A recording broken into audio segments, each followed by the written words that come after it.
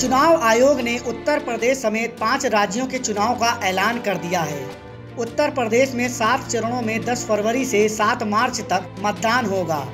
पंजाब, उत्तराखंड और गोवा में 14 फरवरी को मतदान होगा, तो वहीं मणिपुर में 27 फरवरी और 3 मार्च को मतदान किया जाएगा। सभी राज्यों के नतीजे 10 मार्च को आएंगे।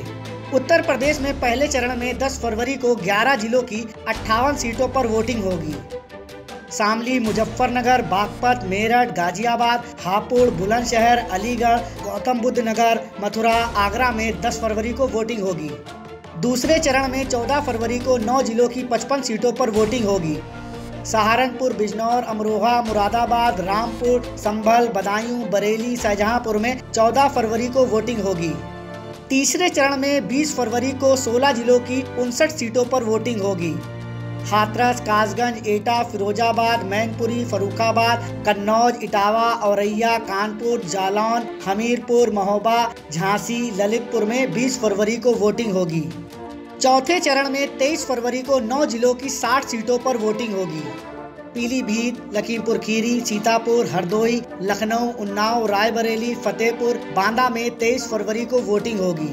पांचवें चरण में 27 फरवरी को 11 जिलों की 60 सीटों पर वोटिंग होगी। श्रावस्ती, बहराइच, गोंडा, बाराबंकी, अयोध्या, अमेठी, सुल्तानपुर, प्रतापगढ़, कौशाम्बी, प्रयागराज, चित्रकूट में 27 फरवरी को वोटिंग होगी। छठे चरण में 3 मार्च को 10 जिलों की 57 सीटों पर वोटिंग होगी। बलरामपुर, बस्ती, संत कबीर नगर, अम्बेडकर नगर, महाराजगंज, कुशीनगर, गोरखपुर, देवरिया, बलिया में 3 मार्च को वोटिंग होगी। सातवें और अंतिम चरण में 7 मार्च को 9 जिलों की 54 सीटों पर वोटिंग होगी। आजमगढ़, मऊ, जौनपुर, गाजीपुर, वाराणसी, चंदौली, मिर्जापुर, सोनभद्र में 7 मार्च को वोटिंग होगी। वहीं उत्तर प्रदेश समेत 5 राज्यों की काउंटिंग 10 मार्च को होगी।